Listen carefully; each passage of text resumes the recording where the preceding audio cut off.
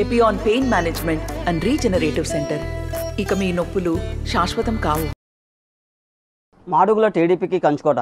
అలాంటి కంచుకోటలో 3 ముక్క ఆటలా తయారైంది. టీడీపీ నేతల్లో పూర్తిగా గ్రూప్ రాజకీయాలు అయితే జరుగుతున్నాయి. పైలా ప్రసాద్కి టికెట్ వచ్చిన నేపథ్యంలో చివరి నిమిషంలో మళ్ళీ ఆ టికెట్ వేరే వాళ్ళకి వెళ్ళింది. అసలు ఏం జరుగుతుంది మాడుగుల ఇదంతా మనతో మాట్లాడేందుకు పైలా ప్రసాద్ ఉన్నారు. అసలు చెప్పండి, ఏ విధంగా జరుగుతుంది, అసలు ఎందుకు 3 ముక్క ఆటలా తయారైంది మాడుగుల్లో? అంటే మాడుగుల నియోజకవర్గం ఇంతకుముందు తెలుగుదేశం కంచుకోట మీ అందరికీ తెలిసింది. రెడ్డి సత్యనారాయణ గారి హయాంలో 5 సార్లు ఇక్కడ గెలిచిన దాఖలాలు మనకు మాడుగుల నియోజకవర్గం తెలుగుదేశం పార్టీకి ఉంది. కానీ ఆ తర్వాత కొత్త నాయకత్వం వచ్చింది. అది మీ అందరికీ తెలిసింది. గవిరెడ్డి రామానాయుడు అనే వ్యక్తి మాడుగుల నియోజకవర్గంలో నిలబడడం జరిగింది. ఆ రోజు నుంచి లగాయతూ మాడుగుల నియోజకవర్గాన్ని రోజు రోజుకి పార్టీని నిర్వీర్యం చేస్తూ ఈరోజు పార్టీని పుట్టగతి లేకుండా చేసిన వ్యక్తి ఎవరంటే గవిరెడ్డి రామానాయుడు.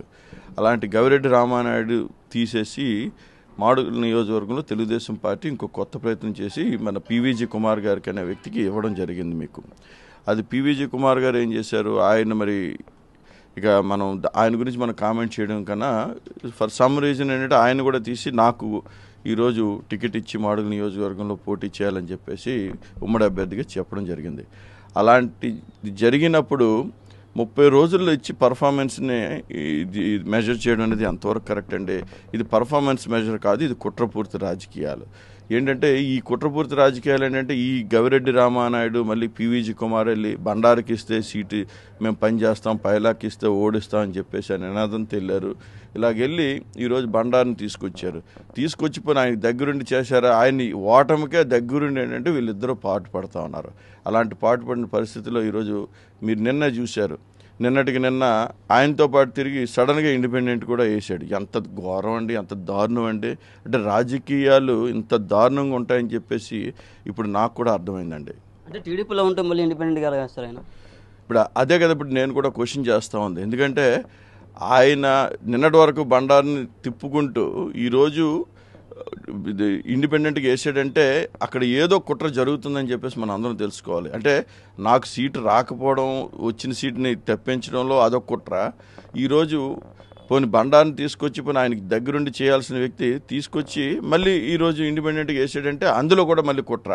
అంటే మా నియోజకవర్గంలో తెలుగుదేశం పార్టీని ఏ విధంగా నాశనం చేయాలో ఆ విధంగా నాశనం చేస్తున్నాడు.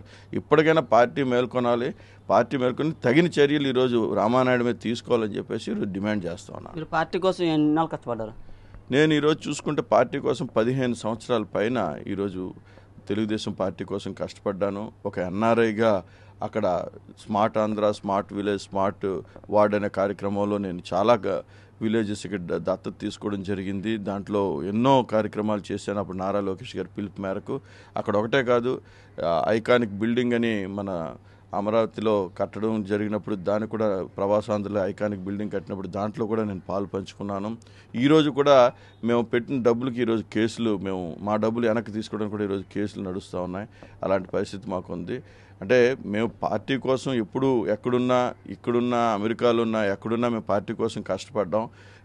మాకు అన్ఫార్చునేట్ థింగ్ ఏంటంటే పార్టీలో ఇప్పటివరకు పదవి ఇవ్వకపోవడం, పార్టీ మమ్మల్ని ఇప్పటివరకు గుర్తించకపోవడం, అదేవిధంగా పార్టీ ఏ విధంగా మాకు ఎంకరేజ్మెంట్ చేయలేకపోవడం ఏంటంటే మా దురదృష్టం.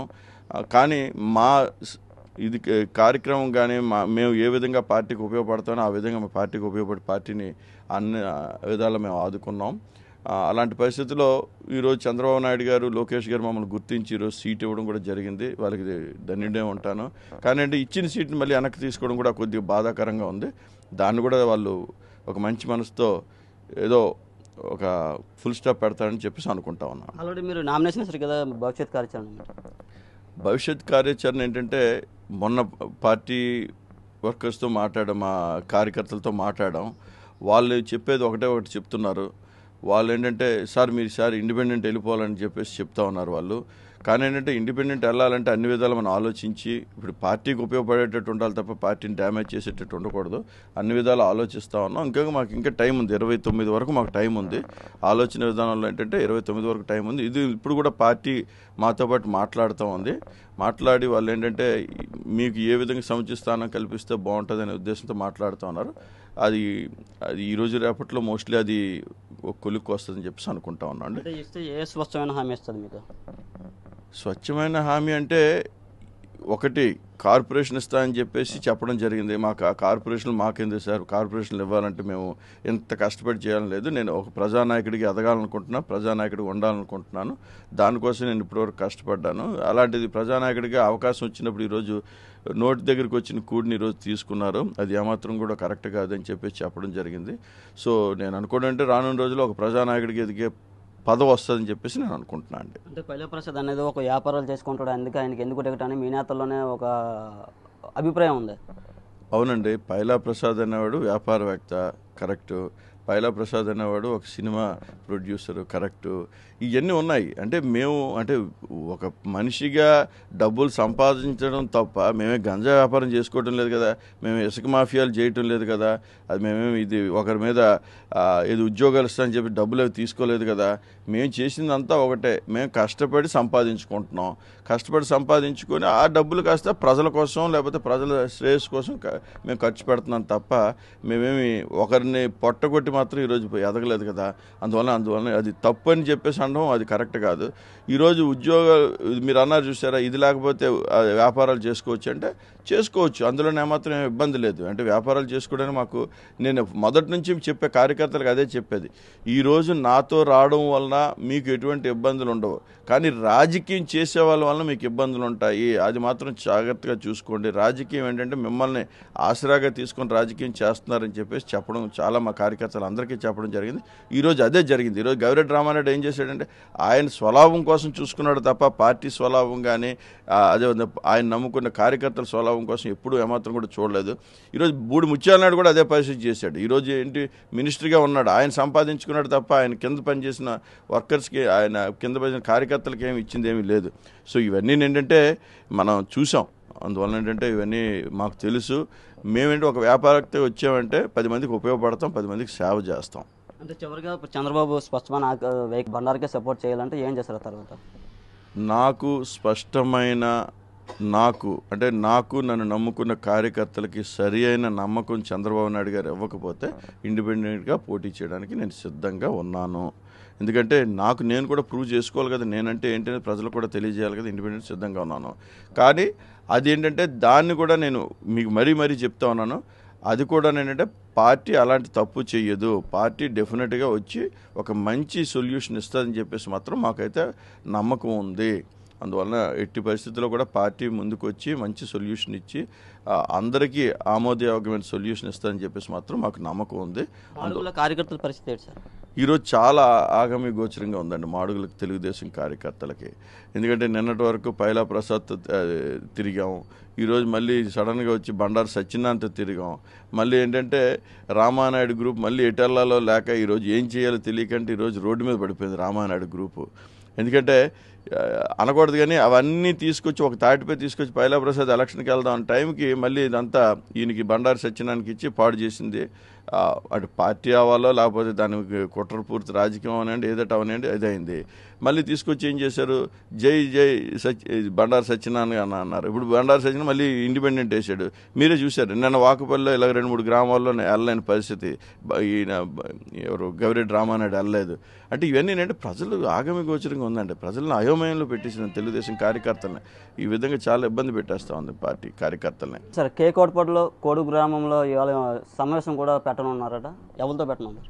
ఈరోజు ప్రజాభీష్ట సభ అని చెప్పేసి పెట్టడం జరిగిందండి. అంటే మొన్న దేవరాపల్లిలో కొంతమంది నాయకులతో పెడితే దాన్ని కూడా చాలా అనకూడదు కానీ ఓవర్వెల్మింగ్ క్రౌడ్ వచ్చారు. ఈరోజు ప్రజాభీష్ట సభ అని చెప్పేసి కోడూరు గ్రామం కోటపాడులో మేము పెడతా ఉన్నాం. అదేంటే ప్రజల అభిప్రాయం తీసుకొని ఏం చేస్తే బాగుంటుందని చెప్పేసి పెట్టడం జరుగుతూ ఉంది. దీన్ని కూడా మేము నిజం గెలవాలి అని చెప్పేసి దీనికి నేమ్ కూడా పెట్టామండి. అంటే మీ అందరికీ తెలుసు అక్కడ బాబు గారు 54 రోజులు జైల్లో ఉండేటప్పుడు భువనేశ్వరమ్మ గారు ఏ విధంగా చేశారు నిజం గెలవాలని చెప్పేసి కార్యక్రమం పెట్టడం జరిగింది. అంటే బాబు గారు తప్పు చేయలేదు కానీ ఏంటంటే ఈరోజు జైలుకి పంపించారండి. ఈరోజు పైలా ప్రసాద్ తప్పు చేయలేదు, 30 రోజుల్లో పైలా ప్రసాద్ ఏం తప్పు చేయలేదు. కానీ ఈరోజు అంటే పైలా ప్రసాద్ ఏంటంటే ఈరోజు సీట్ ఇవ్వకుండా చేశారు. ఇచ్చిన సీట్ని తీసుకోవడం జరిగింది. దీనికోసం ఏంటంటే నిజం గెలవాలనే దీంట్లో మేము పెట్టడం జరిగింది. ఇది కూడా ప్రజలందరూ గమనిస్తున్నారు. ప్రజల దగ్గరికి మేము వెళ్తాం, ప్రజలను కోరుతాం. ఇది ఎటువంటి పరిస్థితుల్లో ఈ సొల్యూషన్ రాకపోతే, ఈ సొల్యూషన్ ఈరోజు రేపట్లో వస్తే పార్టీకి మంచిది, మాకు మంచిది, మమ్మల్ని నమ్ముకున్న కార్యకర్తలకు మంచిది అని చెప్పేసి మేము అనుకుంటున్నాం అండి. ఇది మాడుగుల్లో ఉన్న పరిస్థితి. పూర్తిగా టీడీపీ పార్టీలోనే గ్రూప్ రాజకీయాలు ఎక్కువయ్యాను. అలాగే అధిష్టానం నాపై నేను నా నిర్ణయం కూడా ఉంటుందని పూర్తిగా అయితే ప్రజెంట్ ఇండిపెండెంట్గానే నేను నామినేషన్ వేయడం జరిగింది. పూర్తిగా కార్యకర్తల నిర్ణయం మేరకు నేను నడుచుకుంటాను చెప్తున్న పరిస్థితి ఉంది. నాయుడు, RTV, అనకాపల్లి జిల్లా నుంచి. నమస్తే అండి.